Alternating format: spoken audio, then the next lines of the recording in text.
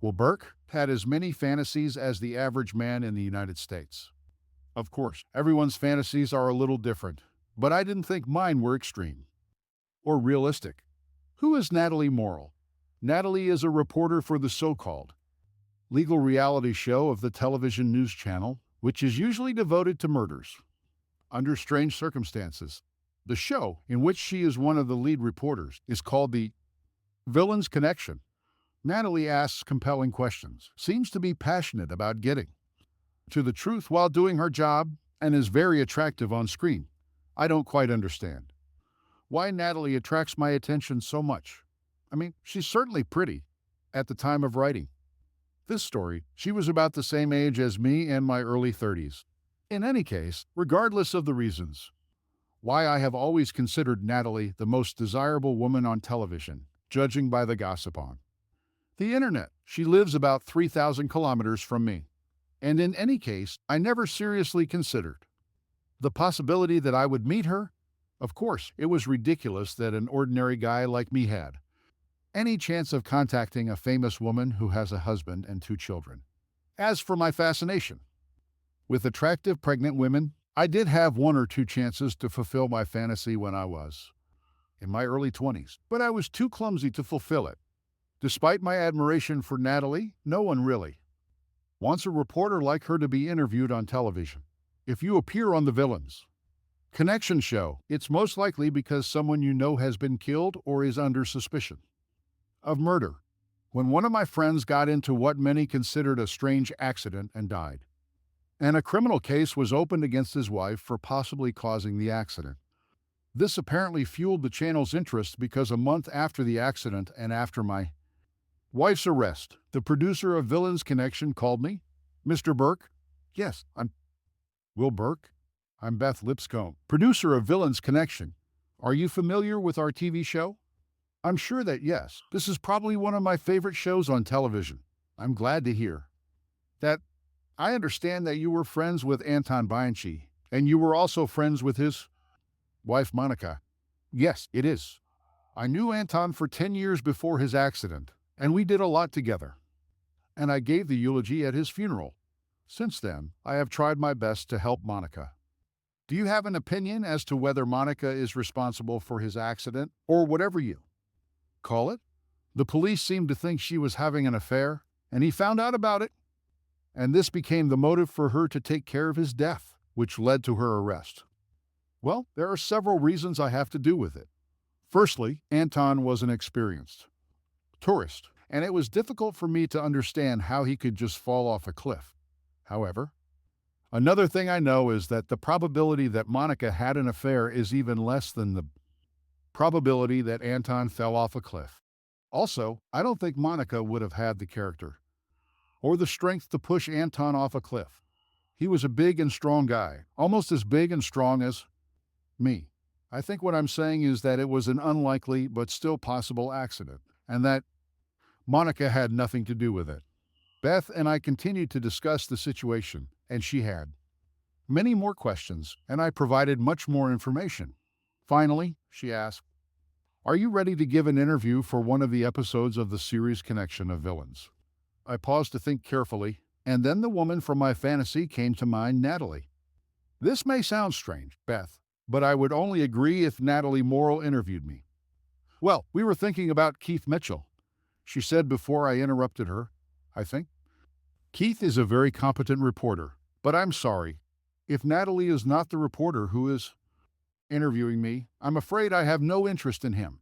If she's the one, I'll provide you with photos, documents, text messages, and anything else that might be relevant. You have my phone number. Let me know if you change your mind. I insisted. We exchanged a few more pleasantries, after which we mutually stopped talking. I called Monica and told her about the call. Except that I asked Natalie to be a reporter. Do you think you'll have any objections? No. I know that if anyone is going to be on my side, it's you. Make me look good when everything settles down. I want to invite you to dinner. That sounds great. I chuckled, hoping the words settled down meant something. I haven't heard from Beth for a month. Meanwhile, after Monica's arrest for second-degree murder and negligent manslaughter, Fortunately, bail was set, which was distributed between her parents and sister, who were quite wealthy, and thanks to my large contribution, we were able to post bail of 10%, and she was released pending trial in just a month 3 or 4 days in jail. I'm the plaintiff's attorney for product liability issues, but my friend named Linda Lowe, a good name for a lawyer, isn't it, is one of the top 5 criminal defense lawyers in the state. So I set her up with Monica. I attended several strategy sessions, although I had to be careful about my participation as I was going to be a witness. Linda and I recommended that Monica use our state's procedure, which requires that the accused be brought to court within 90 days of arrest if the accused so wishes. Few people do this, but we considered it important in this case because we were sure that we would be ready, but the prosecution would not. When Monica was released on bail about 2 months ago, and the trial was only a month away, Beth Lipscomb called me again on Monday. Hi, well, it's Beth Lipscomb again. I knew right away that it was you, Beth, from your melodious voice, and because I have this modern invention known as a caller ID. Very funny, Will, but it's nice to know that I have a melodious voice. I'll get right to the point. Natalie Morrill was very happy to take on this case, and we had another case that seemed to interest Keith Mitchell more, so we assigned it to Natalie. I believe that now you will agree to an interview? Of course, I replied excitedly. We would also like to know if you could talk to Monica Bianchi or her lawyer, Linda Lowe, because we really want to talk to Monica before the trial. I'll see what I can do. I'm sure I can do this if you agree not to publish the full interview with her until after the trial, but you may need some basic information. It sounds tempting. Natalie will contact you and maybe you can set her up with Monica and Linda.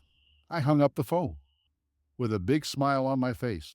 A few hours after talking to Beth, Natalie called. Her voice sounded even more beautiful on the phone than on TV. I almost took off and raped her while I was talking to her. She was adamant and wanted to meet me next Friday. She also asked if I could arrange a meeting with Monica on Saturday. I told her that I would do my best. On Tuesday morning, I met with Monica and Linda. Although Linda was a little against it, Monica was all for it. Linda finally agreed to a 2-stage interview. The first part was the channel could air before the trial, and the second part, which could air only after the trial, since Monica could testify. When I told Natalie about this, she was delighted, and I promised to send her a list of topics for the first part and then everything that is possible for the second. On Friday morning, I met the woman of my dreams on a local TV channel. Natalie turned out to be smaller than I expected. She was probably about 160 centimeters tall and weighed 55 kilograms. I usually date big or at least tall women, but in this case, it didn't affect my feelings for her in the slightest. In fact, when I shook her hand, it seemed to me that an electric discharge passed from my fingers, through my arm and shoulder, up my neck to my brain, and then down my spine. I was even startled. I was surprised that Natalie seemed to flinch a little too. You're much bigger than I imagined. She smiled, looking at my height of 195 centimeters. You're even more beautiful than I imagined you to be, I replied with a devilish smile. Coming to another conclusion, her face was both beautiful and exotic, and she was cocky. Hey, don't bother a married reporter, I have to stay professional. She replied with a chuckle. There's a 90% chance that I'll keep my hands to myself and not rape you during the interview. I grinned back. Just don't let your skirt go up too high on your hips. You really are a cocky bastard, aren't you? She giggled, but with a shy smile. The next half hour was spent putting on a small amount of makeup Natalie had already applied. Hers and producer Beth talked about the microphone, the procedure, how to sit, where to look, not counting Natalie's hips, and a million other little things that I remembered I would never have thought of. That Natalie then listed the topics she would cover, not questions because reality TV reporters don't do that, but topics to discuss. She politely asked if there were any topics that could not be discussed, although she might not be able to agree not to bring them up, but I said there were no such topics. During my career, I have conducted and seen hundreds of examinations during testimony. witness preparation, and in court. But I must say that Natalie was the best I have ever seen. However, one of the reasons she was the best was the way I treated her and how provocative she was. After about an hour and a half, with short breaks to change the lighting, touch up Natalie or me, etc., we took a break for lunch. Besides Natalie, the crew included Beth Lipscomb, the producer, a female makeup artist who seemed to have other responsibilities that I wasn't entirely sure about, two male technicians, and a male cameraman. I received all the lunch orders and went to pick them up at my favorite takeaway place. Surprisingly, Natalie came with me. Everyone else has things to get ready for dinner, but I don't. And you're going to need help with 7 food orders, she said. The restaurant was only 2 blocks away, so we walked. We chatted as usual until we were on our way back, I with 4 orders, she with 3 when I said, "You seem to have a big problem keeping your skirt down." "Oh, you noticed that," she grinned. "Are you doing this on purpose to make sure that I can't concentrate and can blur out something that you can use as a ruse?" "Yeah, I'm adapting my interviewing style to the other person, since you asked me to participate in this project. And since you are obviously as big and dumb as it is possible for a man to be, I decided that a flouncy skirt would be my best move. It seems to have worked so far." She literally giggled. "You really are a terrible person, aren't you?" I chuckled. "I didn't ask you to look at my hips. Better look over my shoulder, and the camera won't notice the difference." "Am I the most easily manipulated person you've ever met?" I chuckled. "Maybe," she replied after a meaningful pause with the most devilish grin I've ever seen. By that time, we had already returned to the studio. I held the door for her. We brought food and drinks to the rest of the crew, and all 7 of them had a very friendly chat with the producer and cameraman who entertained us with life stories. Natalie did not participate in the stories about life, but she grinned maliciously.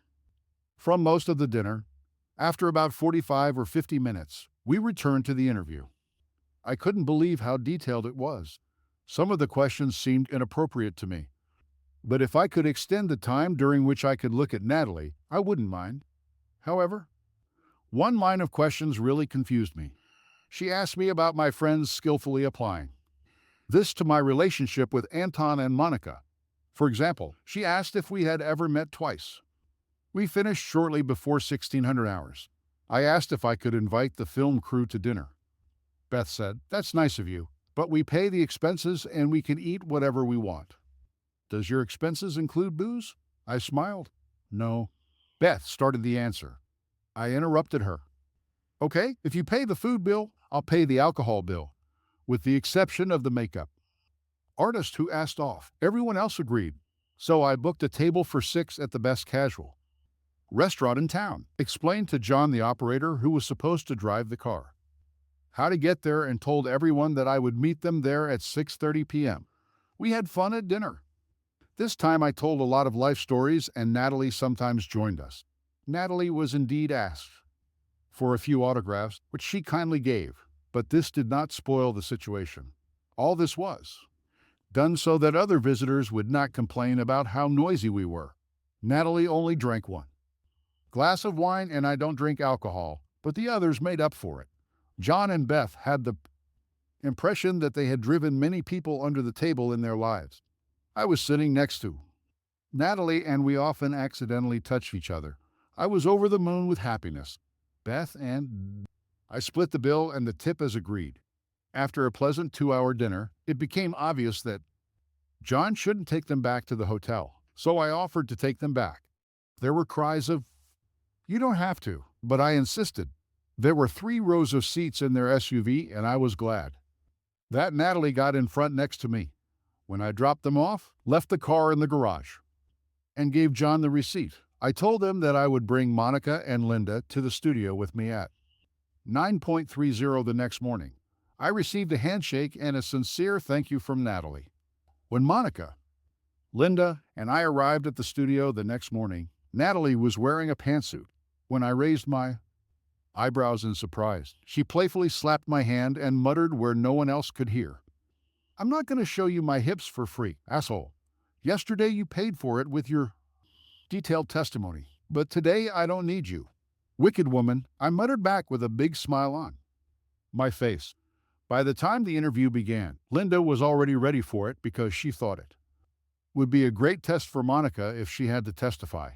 The first half went according to plan, except that Natalie seemed a little surprised by the fact that Monica was obviously pregnant.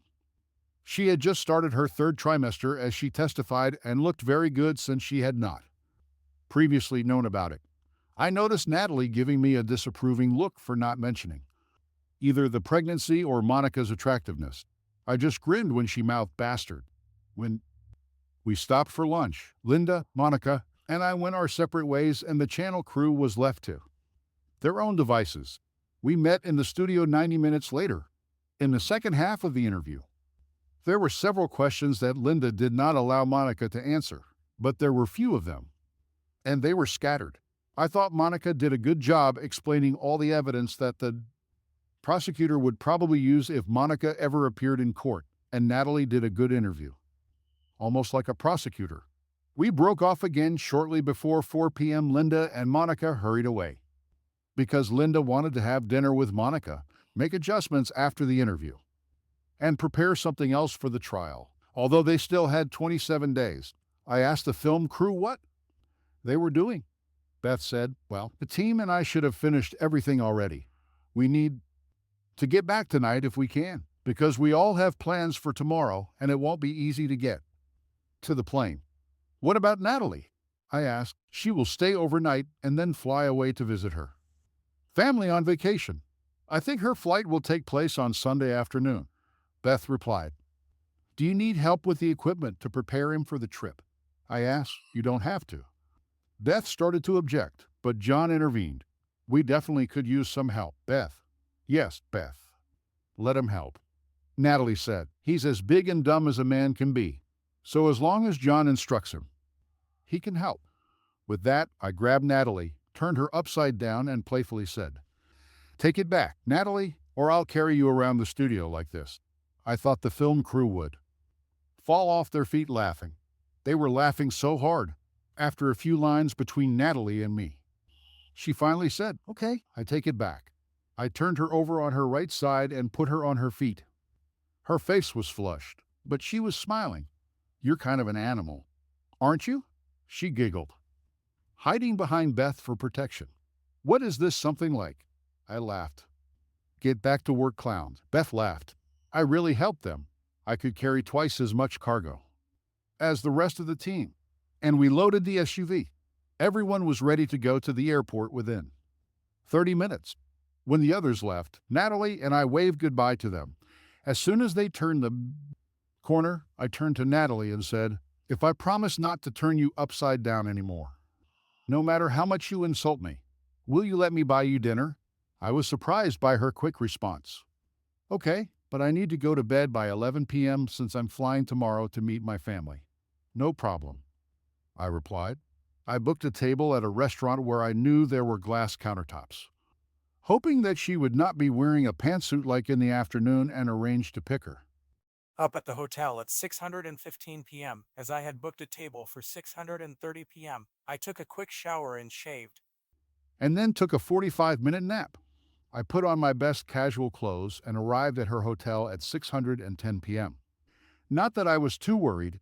She was waiting for me outside in a classic dress that was cut off 10 centimeters above the knee. I insisted on opening the door for her rather than letting the doorman, and we set off. The dinner was great.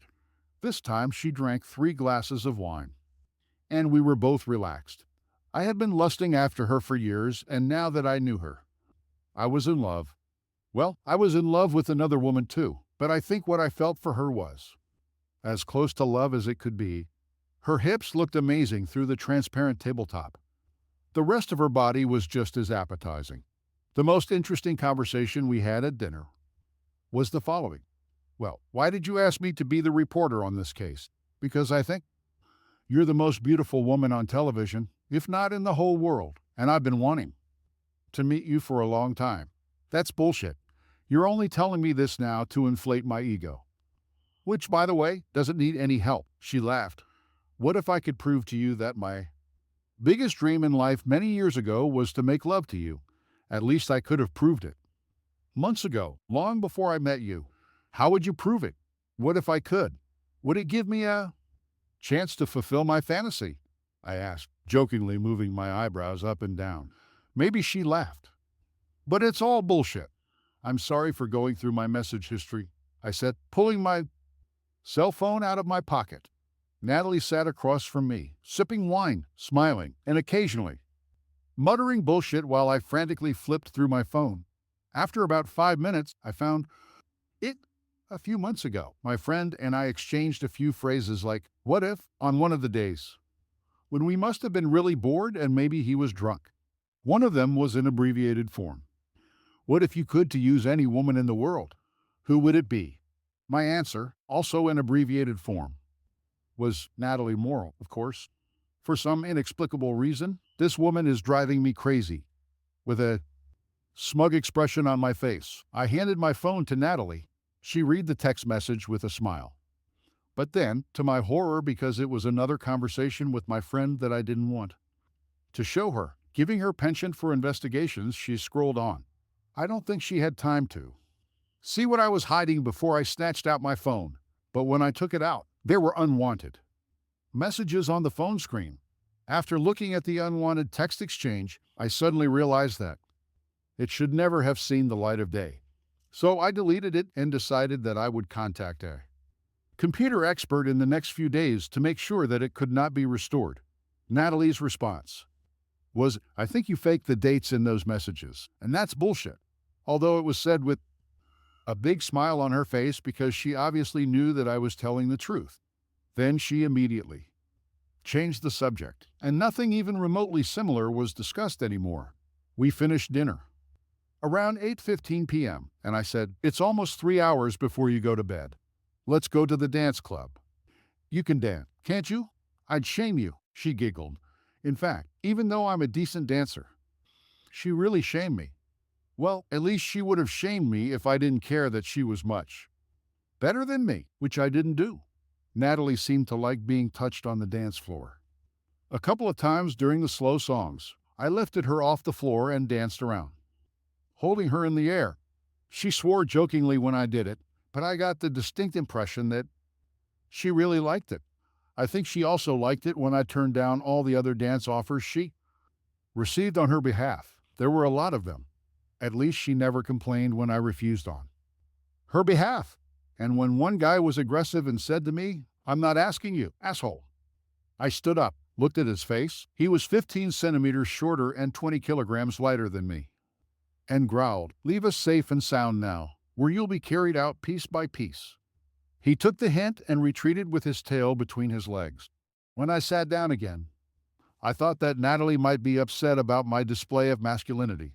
Instead, she just gave me a big smile.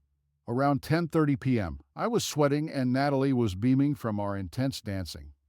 So we went to her hotel. I parked the car and insisted on escorting her to her room. I was surprised when she didn't object, but just took my hand. When we entered her room, something happened that only happens in movies or with famous guys.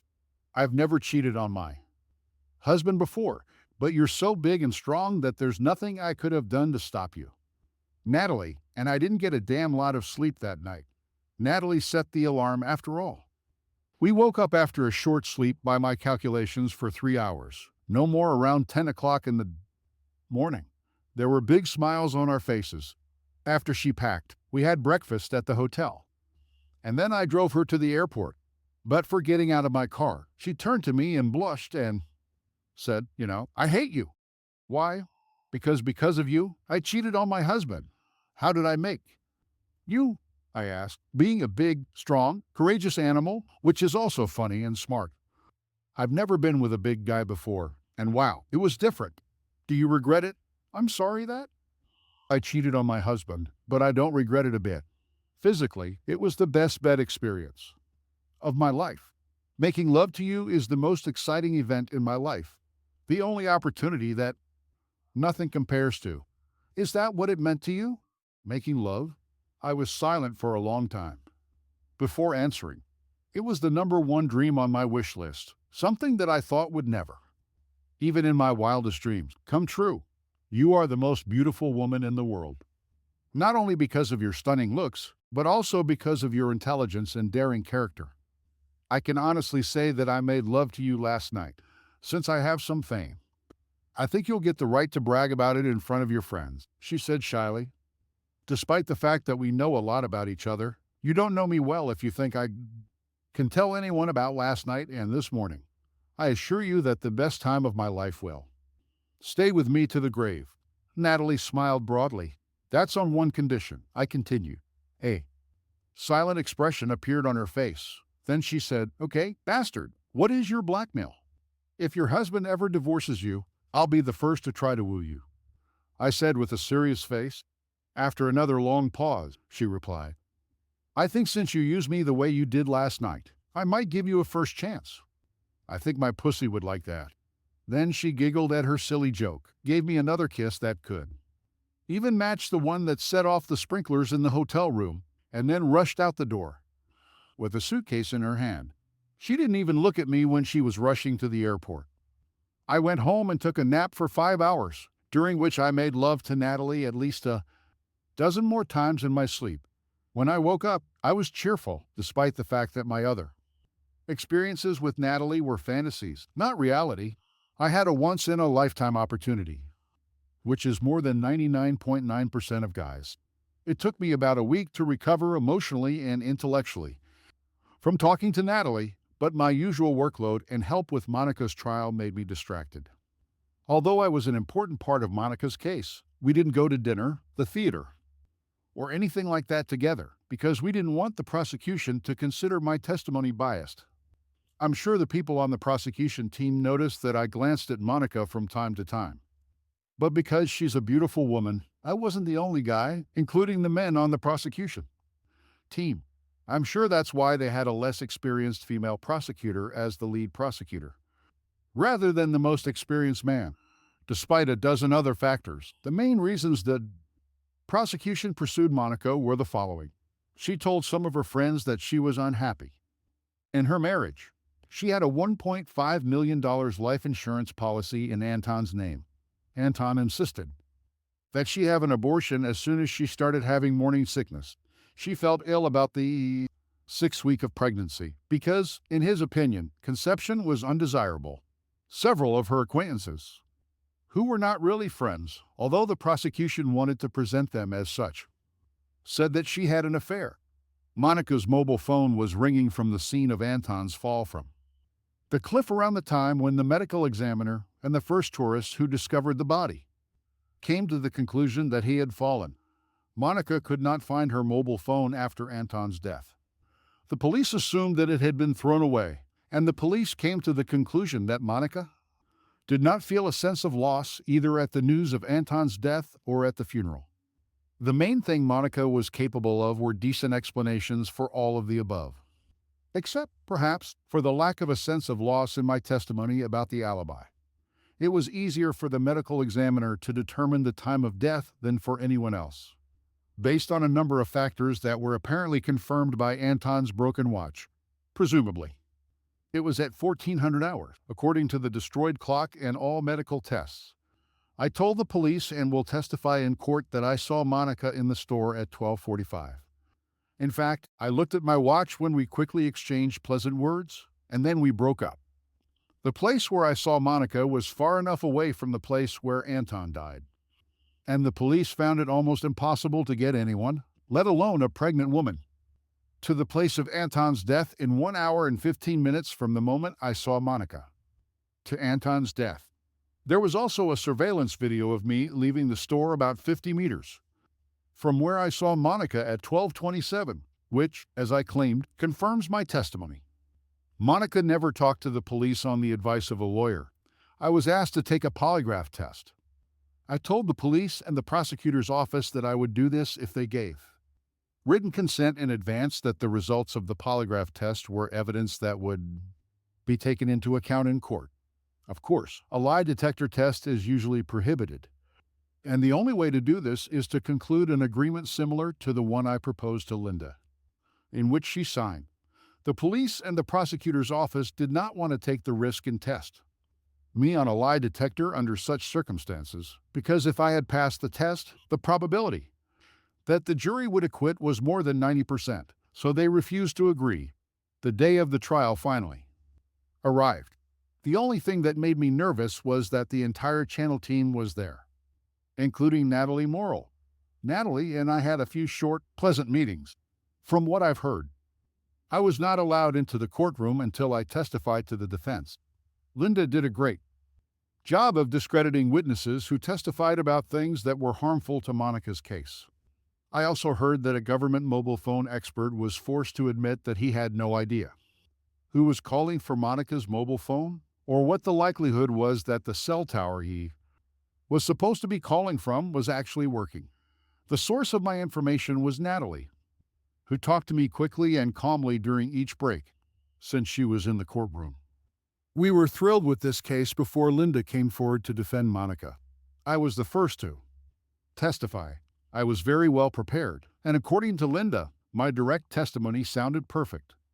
In response, the prosecution tried to discredit my testimony by forcing me to admit that I did not have a receipt from the store where I saw Monica.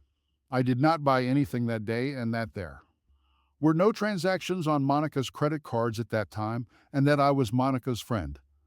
However, the last part did not turn out too well for the prosecution because on a direct line, I smoothed the situation in advance by admitting that I was a friend of Monica.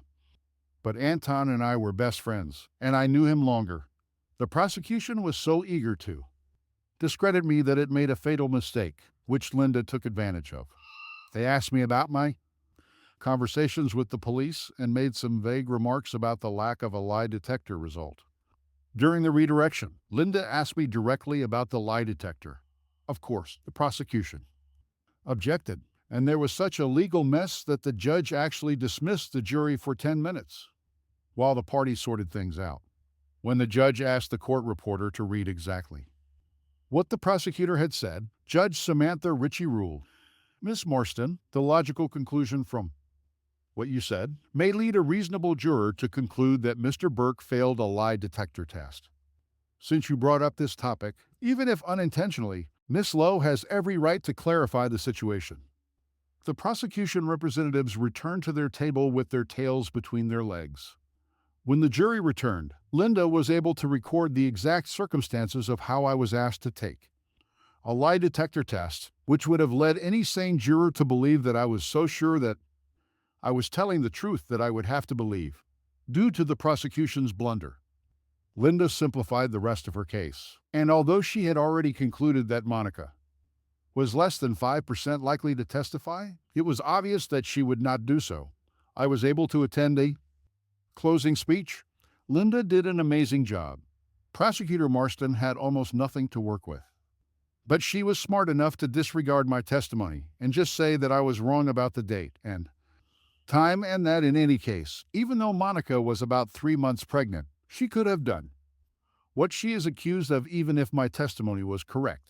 Marston did not take into account the fact that the lead investigator was forced to admit in court that even a healthy male policeman who exceeded the speed limit of 15 kilometers and ran through a green light almost all the time. It was almost impossible to get to Anton by the time of his death. Unsurprisingly, less than 2 hours later, the jury returned an acquittal verdict. We celebrated in the courtroom and in the lobby outside. The only unpleasant moment was that Natalie took me aside and said, "Give congratulations to Monica for me tonight." I blurted out nervously, "What?" with a devilish smile. Natalie replied, "I'll keep your secret just like you'll keep my secret about cheating on your husband," and kissed me on the cheek. "Can I tell you again how grateful I am that you got rid of Anton? As soon as I proved to you that he physically and mentally bullied me, and he began to suspect that I was having an affair, I wonder if he would have guessed that I was having an affair with you if you hadn't killed him." Monica asked, "You've always attracted me since Anton introduced us. It's a pity that I didn't meet you first. We would have had children by now. He would probably kill me if he knew that the child growing in my womb was yours, not his. I mean, considering how he bullied me for no reason. Imagine what he would do if he found out about it. You don't have to. Think about it again. Monica, my love, I took care of him, and you'll never have to worry about someone hurting you again as long as I'm alive. Do you think Natalie Morrow really saw the message that you were trying to hide from her? The one in which you hinted to your friend that you and I had made love before Anton's death. Judging by her last comment to me, she probably saw it. I didn't tell Monica all of Natalie's comment. I just said that she would keep my secret. Anyway, I believe her when she says she's going to keep a secret. Now, what do you say we celebrate a little? More? Let's make love again. Later, I thought that after the birth of the child, it would be better. Fortunately, Anton and I are very similar. If we moved to another state where the principle of reciprocity applies and got married after only living there for a few months. When I mentioned it to her in between pleasures, Monica agreed. N.